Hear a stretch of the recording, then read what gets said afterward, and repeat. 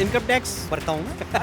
इसी में तो टैक्स है नहीं फिर। मेरे को बड़ा अच्छा लगता है अगर मैं टैक्स दे रहा हूँ। 90 दिन की हमारी फसल है धान की, उसके बीच में हम एक स्वीट कॉर्न की फसल इसमें ले लेते हैं। फसल ये कितने दिन में तैयार हो जाएगी? ये 70 से 75 दिन। कहाँ कहाँ हो सकता है उसका सही समय?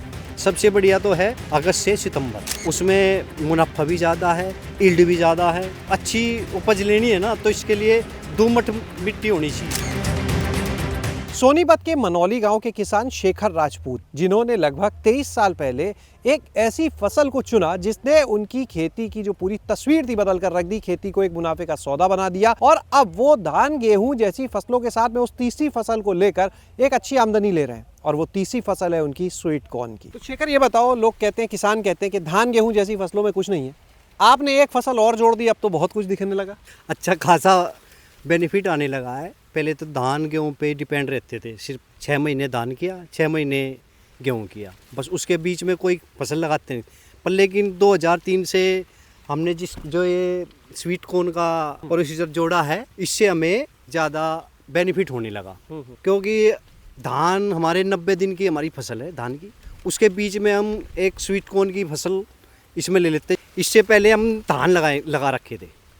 जैसे धान लगाए हमने मई में धान कटन लगाने के बाद कटाई हमारी होती है इसके 20 अगस्त के आसपास। 20 अगस्त के बाद हम लगाते हैं इसमें स्वीट कॉर्न। जैसे हम 5 सितंबर तक इसमें, अगर जो 10 सितंबर तक इसमें स्वीट कॉर्न लगा देंगे तो उसके बाद हम इसमें 20 नवंबर के बाद 30 नवंबर तक इसमें हम गेहूं की फसल ले लेते हैं। और इसके बेनिफिट होते हैं हमारे 60-65 हज़ार रुपये के धान हो जाते हैं। उसके बीच में हम 70 से 75 हज़ार रुपये स्वीट कॉर्न में ले लेते हैं और उसके बाद हमारे गेहूं की फसल एक हो जाती है, वो भी 50 से 60 के बीच में हमें बेनिफिट हो जाता है। धान की जो वैरायटी है वो आप कौन सी लगाते हैं, जो ये 90 दिन वाली? 1509 कितना उत्पादन हो जाता है एक एकड़ में? 20 से 25 कुंटल की इसकी एवरेज आ जाती है, जिसकी कीमत आज के रेट उसमें मिनिमम रेट 3,000 रुपये कुंटल के मिल जाते हैं। तो स्वीट कॉर्न एक एकड़ में कितना हो जाता है? लगभग 60 से 70 कुंटल इसमें निकल जाता है। और जो मंडी के रेट्स के हिसाब से देखे तो करीब करीब इसकी 1,000-1,100 रुपये की बोरी हमारी बिक जाती है, जिसमें कि 60 किलो वेट उसमें होता है। आज़ादपुर मंडी में जाते हैं जी। तो इसका बेनिफिट हमें 70 से 75-80 हज़ार भी हो जाता है, और सही पूछो तो लाख रुपए भी हो जाता है। रेट तो फिक्स है भाई, 70 हज़ार का तो होना ही होना है। इसके बाद में जो गेहूं की बात करें वो कितना यहाँ से एक एकड़ में? लगभग 20 से 22 कुंटल निकल जाता है, जिसका रेट आजकल तो गवर्नमेंट रेट 2500 2550 का। अब बात स्वीट कॉर्न पे करते हैं पूरी, क्योंकि इस बार कितना लगाया आपने? अब की बार 20 एकड़ स्वीट कॉर्न लगाया है। अब ये बताइए कि जब इतने सालों से कर रहे हैं तो स्वीट कॉर्न की जो बारीकियां हैं, उसकी जो खेती है, हमारे दर्शकों को सिखा दीजिए कि कहाँ कहाँ हो सकता है, उसका सही समय। सबसे बढ़िया तो है अगस्त से सितंबर, उसमें मुनाफा भी ज़्यादा है, ईल्ड भी ज़्यादा है, तो अगस्त सितंबर रेट वगैरह भी अच्छा मिल जाता है। अगस्त सितंबर की जो फसल है अब उसके बारे में बताइए। एक एकड़ में लगभग कितना बीज लगता है? एक एकड़ में 3 से 3.25 किलो बीज स्वीट कॉर्न का एक एकड़ में लगता है। कितना खर्चा आता है उसमें? 7,500 रुपये का बीज लगता है और 2 कट्टे DAP लगते हैं, 3 कट्टे यूरिया मार देते हैं। और पेस्टिसाइड तो एक आध स्प्रे तो मारते, लेकिन ज़्यादा पेस्टिसाइड डालते नहीं है। इनमें कितना खर्चा आ जाता है इन चीज़ों में? इन चीज़ों में भी मान के चलो 3-1 हज़ार रुपये का खर्चा वैसे आ जाता है। तुड़ाई होने तक, तुड़ाई, चाहे कीटनाशक डालना है, चाहे लेबर लगानी है, सब कितना खर्च हो जाता होगा? शुरू से आखिर तक इसमें 16 से 17 हज़ार रुपये का खर्चा आ जाता है प्रति एकड़। कितने इनमें, जैसे अभी लगा देंगे अगर सितंबर में मान जी। लीजिए, तो फसल ये कितने इनमें तैयार हो जाएगी? ये 70 से 75 दिन। अच्छा, जैसे बेबी कॉर्न होता है तो जब वो तैयार होता है तो भाई जैसे तैयार हुआ तुरंत तोड़ना होता है, क्या आप छोड़ेंगे बेकार हो जाएगा?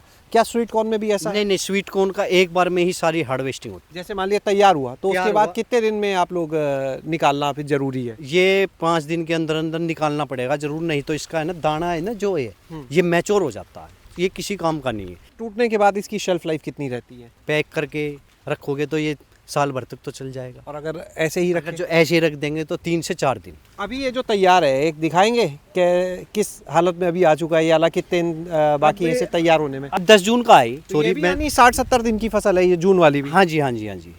अब ये मेरे ख्याल से इसको 10 से 12 दिन लगेंगे।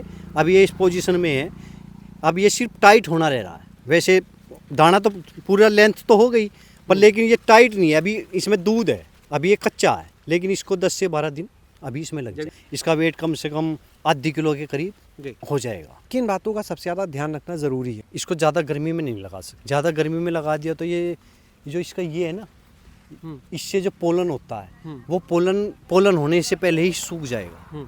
35 से ऊपर जितना भी टेम्परेचर होगा ना, इसके लिए खतरनाक है। अच्छा, कब से कब तक बिल्कुल नहीं लगाना है? 20 दिसंबर से और 20 जनवरी के बीच में बिल्कुल नहीं लगाना ये, क्योंकि उस टाइम पे ज़्यादा सर्दी हो जाती है। और गर्मी में अप्रैल की 20 तारीख के बाद और पूरा मई नहीं लगाना। सबसे ज़्यादा ठंड और गर्मी नहीं झेल पाएगा ये। अच्छा, ये जो फसल है इसकी सबसे बड़ी चुनौती आप क्या देखते हैं, क्या होती है? कीड़े की है थोड़ा सा इसमें कि जो सुंडी वगैरह है ना, इसका ज़्यादा ध्यान रखना पड़ता है। इसमें सुंडी आती है छोटे से में, भुट्टे पे तो बहुत कम आएगी, छोटे में जब छोटे में नहीं आएगी ना तो बड़े में भी नहीं आएगी। तो यानी शुरुआत में कितने समय तक की फसल पे ज़्यादा ध्यान देना है? 50 दिन तक की फसल पे हमको थोड़ा इसका ज़्यादा ध्यान देना पड़ेगा। शेखर, ये बताइए किस तरह की ज़मीन पर, मतलब किन क्षेत्रों में इसको किया जा सकता है? दोमट मिट्टी होनी चाहिए, ना ज़्यादा रेतली ना ज़्यादा जल भराव नहीं होता हो। ज़्यादा जल भराव होगा उसमें भी ये खराब हो जाएगी। स्वीट कॉर्न की खेती यहाँ पर जान ली है, पूरा खेती का मॉडल। अब आपको ले चलते हैं और दिखाते हैं कैसे पॉली हाउस में इस समय तैयारी हो रही है बेल पेपर यानी लाल पीली जो शिमला मिर्च है उसे लेकर। तो आपने शेखर के यहाँ जो खुले में खेती हो रही है वो मॉडल तो देख लिया। अब आपको दिखाते हैं संरक्षित खेती, जो पॉली हाउस में उनके यहाँ लाल पीली शिमला मिर्च है, कुकम्बर भी किया आता है, यानी खीरा भी किया आता है, उसके मॉडल को भी जानते हैं। शेखर, ये बताइए कितने क्षेत्रफल में पॉली हाउस?